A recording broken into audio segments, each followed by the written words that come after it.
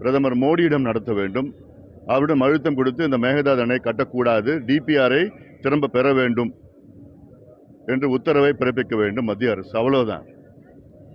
அதாவது இன்னைக்கு கர்நாடக அணையில் 62 டிஎம்சி தண்ணி இருக்கு. காவிரி ஒழுங்காற்று ஆணையம் கடந்த மாதத்தில் 2 முறை கர்நாடகாவை தண்ணீரை திறந்து விடுங்கள் என்று 2 முறை சொல்லியிருந்தோம். எங்கிட்ட தண்ணி இல்லை, நாங்கள் அனுப்ப மாட்டோம், கொடுக்க மாட்டோம்னு சொல்ற கர்நாடக அரசிடம் போய் பேச்சுவார்த்தை நடத்துவதா?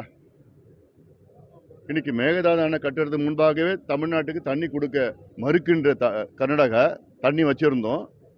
நாளைக்கு அணை கட்டிட்டாங்கன்னா குடிப்பதற்கு கூட தண்ணி கிடைக்க போறது கிடையாது. இது மிகப்பெரிய ஒரு தவறு. முதலமைச்சர் போகக்கூடாது. முதலில் அனைத்து கட்சி கூட்டத்தை கூட்டுங்கள். இது டிவிகே பிரச்சனை கிடையாது. மீண்டும் மீண்டும் சொல்லிட்டு இருக்கிறேன். தமிழ்நாட்டினுடைய பிரச்சனை இது. வேற விதமா கர்நாடகா கொண்டு போயிட்டு இருக்காங்க. அந்த சூழ்ச்சியில முதலமைச்சர் அவர்கள் விழக்கூடாது. ஏன்னா மத்தியில் இருக்கிற பிஜேபியும் சரி, கர்நாடகாவில் இருக்கிற காங்கிரஸும் சரி, இதுல ஒன்று கூட்டு சதி செஞ்சுட்டு இருக்காங்க. இந்த சதியில தமிழ்நாடு அதில் விழக்கூடாது, முதலமைச்சர் அதில் விழக்கூடாது. இது ஒட்டுமொத்த விவசாயிகளுடைய கோரிக்கை, தமிழ்நாட்டு மக்களுடைய கோரிக்கை. அதனால இது நிச்சயமா அது செய்யக்கூடாது. இது கடந்த காலத்தில் பேச்சுவார்த்தை நடத்தினது காவிரி தண்ணிக்காக, மேகதாது அணைக்காக கிடையாது.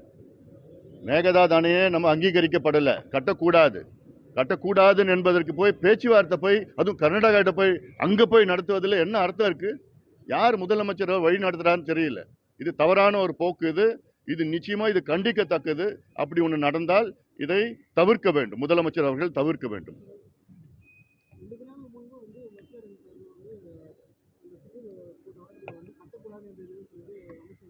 அதான் இப்போ மாநிலங்களவையில் என்னுடைய கேள்விக்கு மத்திய நீர்வளத்துறை இணை அமைச்சர் அவர்கள் பதில் அளித்திருக்கின்றார். அந்த பதிலில்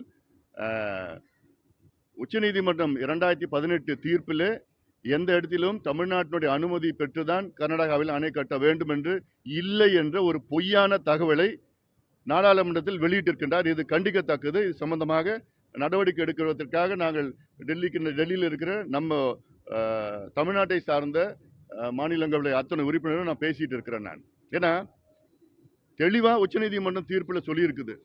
அந்த உச்சநீதிமன்ற தீர்ப்பில் என்ன இன்னொன்று சொல்லியிருக்குன்னா, 1892 ஒப்பந்தம், 1924 ஒப்பந்தம் அது ரத்தாகவில்லை.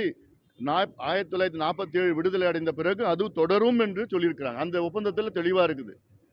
மேல்மடை மாநிலத்தில் எங்க கட்டுமானம்னா கீழ்மடை மாநிலம், கடைமடை மாநிலத்தில் அனுமதி இல்லாம கட்ட முடியாதுன்னு இருக்கு. இந்த ஒப்பந்தம் உலக அளவில் ஒப்பந்தம். அது கிட்டத்தட்ட உலகத்தில் உள்ள அத்துணை பல நாடுகளுக்கு பாய்கின்ற ஆறுகள், இல்லாட்டி நம்ம இந்தியாவில் பல மாநிலங்களுக்குள்ள பாய்கின்ற ஆறுகள்ல இதுதான் ஒப்பந்தம். இதுதான் தீர்வு. அதனால இதை மீறி நிச்சயமா செய்யக்கூடாது. காவிரி நடுவர் மன்றம் தீர்வும் அப்படிதான் இருக்கு, உச்சநீதிமன்ற தீர்ப்பு. இதை திருத்தி பொய்யை சொல்லி கொண்டிருக்கின்ற அந்த இணை அமைச்சரை கண்டிக்கின்றோம். நிச்சயமா அது தவறான தகவல். அது அதனால இது